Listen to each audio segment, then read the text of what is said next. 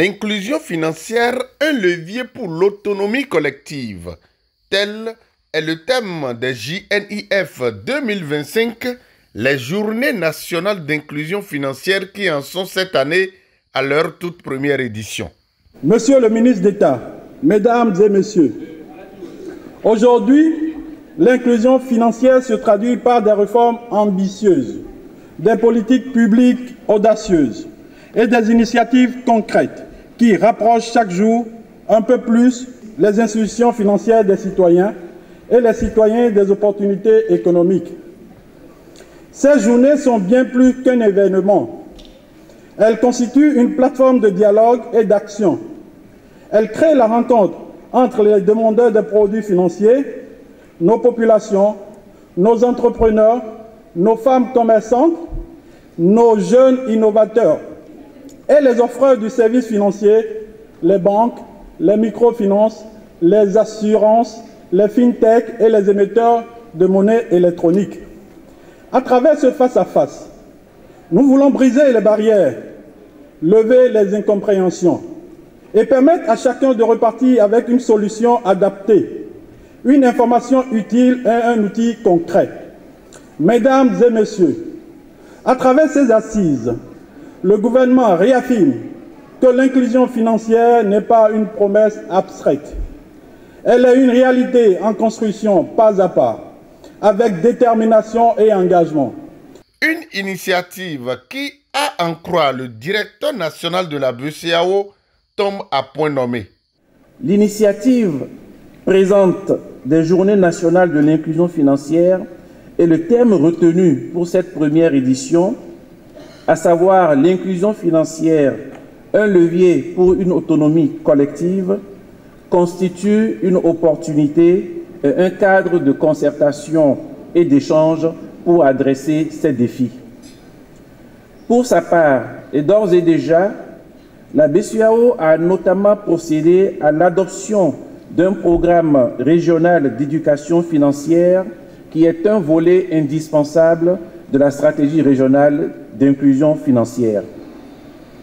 Elle a également procédé à la révision du cadre légal et réglementaire régissant le secteur financier et elle a procédé au déploiement d'une plateforme interopérable des services de paiement instantané appelée PSP. Au titre de cette dernière réalisation, la plateforme, comme vous le savez, a été officiellement lancée le 30 septembre dernier. Elle vise à permettre aux différentes institutions financières, c'est-à-dire les banques, les institutions de microfinance, les émetteurs de monnaie électronique et les établissements de paiement, d'effectuer pour leur propre compte et pour celui de leurs clients des opérations de paiement instantané, interopérables 24 heures sur 24 heures, quel que soit le type de compte utilisé et quel que soit le teneur de ce compte. PSP favorise ainsi l'inclusion financière, stimule la concurrence et l'innovation et réduit les coûts ainsi que les délais de traitement des transactions. Procédant à l'ouverture des travaux, le ministre d'État chargé du développement et de la coordination de l'action gouvernementale de rappeler tout l'enjeu des JNIF 2025 ainsi que des opportunités y afférentes. Aujourd'hui, le Bénin est reconnu comme l'un des acteurs les plus dynamiques de l'UEMOA en matière d'inclusion financière et numérique. Mes chers amis, nous devons aller plus loin et beaucoup plus loin. Aller plus loin, c'est transformer l'accès en usage réel. C'est permettre à chaque jeune, chaque femme, chaque entrepreneur, chaque paysan d'être acteur du développement économique. C'est bâtir un écosystème fondé sur la confiance, la transparence et la protection du consommateur. J'en appelle donc à tous, acteurs du secteur financier, innovateurs, chercheurs et partenaires. Nous avons besoin de l'audace de tous. Nous avons besoin de la créativité de tous ces acteurs. Et nous avons enfin besoin de la foi dans le progrès. Les défis sont nombreux, la digitalisation, l'éducation financière, la micro-assurance, l'accès au crédit, mais ils sont à notre portée.